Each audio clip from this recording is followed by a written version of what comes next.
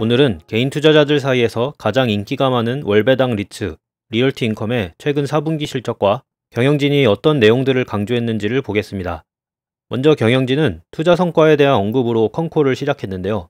2023년에 리얼티 인컴은 연간 최대 규모의 부동산 투자를 집행했습니다.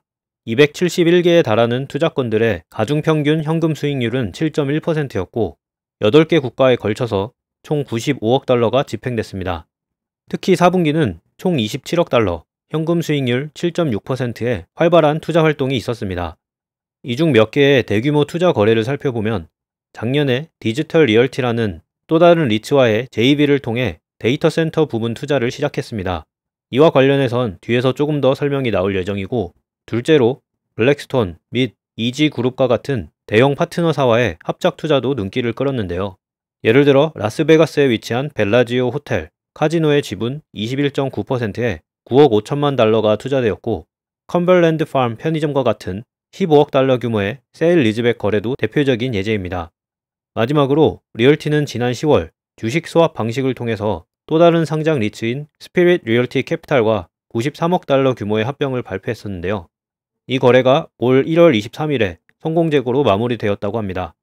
그 다음 재무성과 및 가이던스에 대한 설명이 이어졌는데, 2023년 주당 AFFO는 4달러로 이는 약 7%의 운영 수익률에 해당됩니다. 경영진에 따르면 12월과 1월에 스피릿 합병과 관련된 자본 조달 활동이 성공적으로 완료됨에 따라서 리얼티는 2024년에도 상당한 수익 성장을 이룰 수 있는 입지를 다졌다고 주장했습니다. 그리고 올해 주당 AFFO 가이던스 범위를 4.13달러에서 4.21달러로 제시했으며 중간 지점 기준으로 연간 4.3%의 성장률을 예상했습니다. 그러면서 추가적인 공모주 발행 없이도 이러한 성장을 달성할 수 있을 것이라고 하면서 2월 20일 주가를 기준으로 총 10% 이상의 운영 수익률을 목표로 하고 있다고 밝혔습니다. 그 다음은 리얼티가 장기적으로 계속 성장을 이어갈 수 있는 이유 5가지를 언급했는데요. 첫째로 미국과 유럽에 14조 달러 규모의 큰 임대 부동산 시장이 있기 때문에 이미 규모가 커진 리얼티 인컴이지만 아직도 시장 기회가 많다고 주장했습니다. 둘째로는 수십 년간 검증된 리얼티의 운용 성과 그리고 실력을 강조했는데요. 연간 90억 달러 이상을 투자하며 약 6%의 주당 AFFO 성장률과 연간 약 10%의 운영 수익을 수십 년간 달성했다는 걸 근거로 든 것이죠.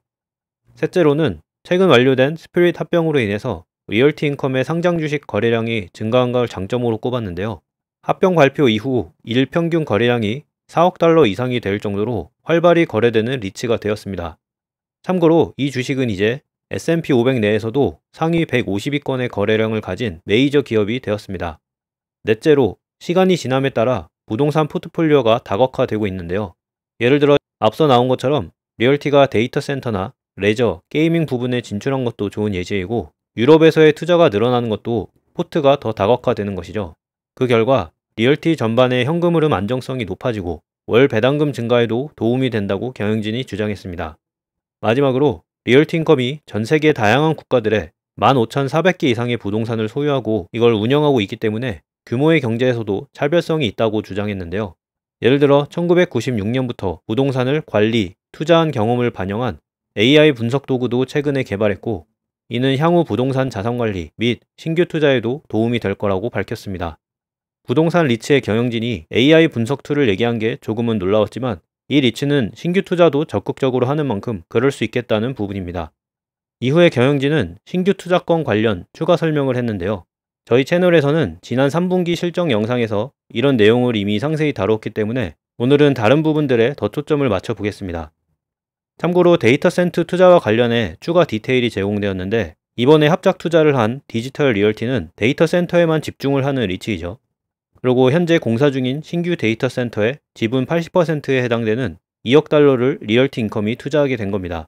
이 JV는 초기 현금 수익률 6.9%와 연 2% 정도의 임대료 인상률, 그리고 공사 완료 시 S&P 100에 포함되는 투자 등급을 가진 대형 고객사가 장기간의 트리플 넷 리스 임대 계약을 체결하는 걸로 이미 세팅이 되어 있다고 강조했습니다. 이제 자본 조달 부분으로 넘어가면 4분기에 리얼티는 16억 달러의 주식을 발행했는데 평당가는 56.25달러였습니다. 더불어 현재 약 6억 5천만 달러의 추가 자본 투입이 준비된 상황이라서 2024년에는 자본 확충 없이도 성장을 지속할 수 있다고 다시 한번 강조했죠. 이제 채권 부분으로 넘어가면 약 22억 달러의 신규 채권 발행을 통해서 2024년의 원금 상환을 미리 연장했습니다. 여기에는 12월에 발행된 7억 5천만 파운드 규모의 채권 발행과 지난달에 마감된 12억 5천만 달러의 채권 발행이 포함되는데요. 두 채권의 가중평균 임차 기간은 약 10.2년, 만기 수익률은 약 5.5% 정도로 만족스러운 값입니다. 이것 외에도 2023년 1월에 발행된 채권의 만기 연장 옵션을 행사하고 추가로 2년 변동 고정금리 스왑을 체결해서 4.8% 정도의 고정금리를 확정하는 등 리얼티의 재무 안정성을 높이고 있다고 강조했습니다. 이러한 노력 덕분에 순차익금의 이비다 배수는 5.5배에 머물렀는데요. 이건 경영진의 목표 레버리지 비율에 부합하는 값이라고 합니다. 또한 이번에 완료된 합병과 관련해서 관련된 회계 조정으로 인해 한동안 FFO 값에 변동이 있을 거라고 했는데요. 때문에 저희 투자자 입장에선 이런 단기 변동이 조정된 AFFO 값을 더 집중해서 보면 될 것 같습니다. 마지막으로 CEO는 리얼티인컴의 핵심 목표는 안정적으로 월배당을 지급하고 동시에 이 배당을 꾸준히 늘려가는 것이라고 말하며 컨콜의 전반부를 마무리했습니다. 이제 4분기 재무 성과를 보겠습니다. 4분기 총 매출은 11억 달러로 지난해 8억 9천만 달러보다 21% 증가했는데요. 23년 전체로 보면 매출이 41억 달러로 전년 대비 22%나 증가했습니다. 부동산 리츠치고는 굉장히 높은 좋은 성장률이다 라고 생각이 들 만한데요. 다만 리얼티 같은 신규 주식을 계속 발행하는 회사는 이런 총 금액의 성장보다는 한 주당 혹은 더 세부적인 영업 지표를 봐야 합니다. 예를 들어 4분기에 동일 매장 임대 매출은 7억 1,350만 달러로 전년 동기 대비 3% 증가했습니다. 극장, 캐주얼 다이닝 레스토랑, 편의점 순서로 이번 연간 성장에 기여를 했다고 하네요. 그리고 작년 한 해 동안에 동일 매장 임대 매출은 29억 달러로 전년 대비 2% 증가했습니다. 현재 계속되는 인플레이션보다 상승률이 낮았던 건 조금 아쉬운 부분이네요. 영업이익을 살펴보면 반복적인 자본지출 캐펙스, 감가상각비 및 기타 일회성 항목을 조정한 AFFO는 전년 대비 15%나 증가했는데요. 하지만 이 항목도 역시나 각 주주에게 더 중요하다고 할 수 있는 한 주당 AFFO로 보면 4분기에는 이 값이 1달러 1센트로 전년 대비 1% 증가하는 데 그쳤습니다. 이제 컨콜의 후반부에서 진행된 투자자 Q&A에서 가장 핵심적인 내용 몇 가지만 보겠습니다. 현재 부동산 투자 시황과 관련된 질문에 경영진은 최근 미국이 기준금리를 인하할 것이라는 기대감으로 인해서 부동산 매도자들이 거래를 주저하고 있다고 했는데요. 하지만 시장 상황이 어쨌든 경영진은 공격적인 투자를 하지 않고 10% 정도의 수익 제공에만 중점을 두고 있다고 합니다. 이와 관련해서 경영진은 200 베이시스 포인트의 투자 스프레드가 앞으로도 창출 가능하다고 주장했는데요. 다만 몇 년 전에, 즉 금리가 더 빠르게 오르기 전에는 이 200포인트를 창출하는 게 더 쉬웠지만 최근 들어 점점 더 어려워지고 있다는 부분은 인정했습니다. 참고로 4분기에 리얼티의 스프레드는 120포인트까지 낮아진 상황이라서 이런 투자 스프레드 축소는 확실히 리스크 요인으로 볼 수 있겠습니다. 여기 표에 보이듯 최근 10년 국채와의 스프레드 감소도 2년 연속 낮게 유지되고 있죠. 이렇게 전반적으로 축소되는 스프레드에 대한 경영진의 답변은 절반 정도의 설득력만 있었기 때문에 리얼티 투자자들은 향후 배당 성장에 대한 기대치는 조금 더 보수적으로 보는 것도 현명해 보입니다. 이후에 부동산 개발 및 유럽 투자에 대한 Q&A가 이어졌는데 큰 그림에서 보면 리얼티 인컴의 주요 시장인 미국 리테일 시장에서 과거와 같은 200포인트 창출이 어렵기 때문에 투자의 반경이 점점 넓어진다고 볼 수 있습니다.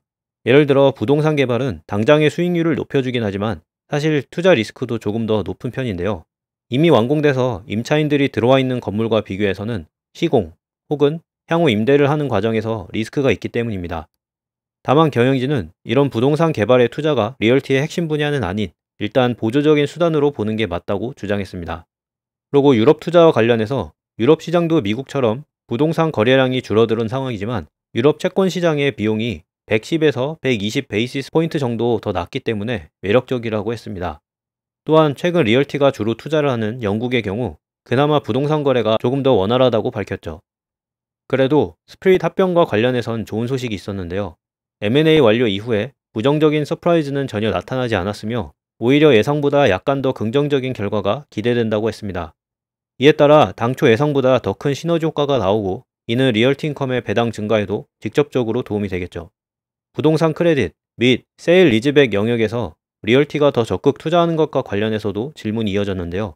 이에 대해 경영진은 리얼티의 목표가 세일 리즈백 거래에 참여한 고객들을 위해 원스톱 서비스를 제공하는 거라고 했습니다. 주당 AFFO 가이던스와 관련해선 긍정적 시나리오는 매크로 경제 환경이 빠르게 좋아지고 금리 하락이 진행되어서 투자 스프레드가 150 베이시스 포인트 이상으로 유지되는 걸 가정했다고 합니다. 반면 부정적 시나리오에서는 단기 금리 상승이 지속될 것으로 가정하고 잠재적 투자 활동도 더뎌지는 걸 가정했다고 합니다. 마지막 질문으로 최근 리얼티가 해외 투자를 눌리면서 법인세가 늘어난 부분이 지적됐는데요. 경영진은 해외 투자 시 특히 영국에서 투자할 때 세금 관련 손실이 있다고 인정했습니다. 다만 애초에 리얼티가 투자 판단을 내릴 때 이런 세금 요소까지 다 고려를 해서 장기 수익률, IRR 계산과 판단을 내리고 있다고 일축했습니다. 이제 마지막 섹션에서는 유럽에서 있었던 대규모 거래 하나를 보겠는데요. 최근에 리얼티는 세계 최고 스포츠 브랜드 중 하나인 데카트론과 5억 2,700만 유로의 계약을 체결했습니다. 이 투자는 독일, 프랑스, 스페인, 이탈리아, 포르투갈에 위치한 82개의 소매용 부동산에 대한 세일 리즈백 거래인데요. 리얼티가 진행한 첫 번째 범유럽 투자건이라고 합니다. 세일 리즈백 거래에서는 매도자가 바로 임차인이 되기 때문에 데카트론에 대해서 조금 알 필요가 있는데 1976년에 설립된 이 회사는 전 세계 1751개 매장에서 154억 유로의 매출을 기록하는 대기업입니다. 참고로 이 회사는 투자 적합 등급을 가지고 있죠. 이번 거래 이후에도 역시나 데카트론은 해당 부동산들에 그대로 입주하면서 계속 영업을 할 거라고 하네요. 이 투자건은 최근 리얼티인컴이 점점 투자를 늘리는 형태인데요. 특히 기존에는 투자가 적었던 유럽 대륙 본토까지 확장하고 있다는 걸 투자자로서 인지할 만한 것 같습니다. 이것으로 리얼티 컨콜 요약을 마무리하겠고요. 참고로 테슬라, 팔란티어 등의 테크 기업 컨퍼런스 콜 정리는 홍성현의 가치평가 채널 및 네이버 블로그에 제공 중이니 관심 있는 분들은 참고 바랍니다. 오늘도 시청해주셔서 감사합니다.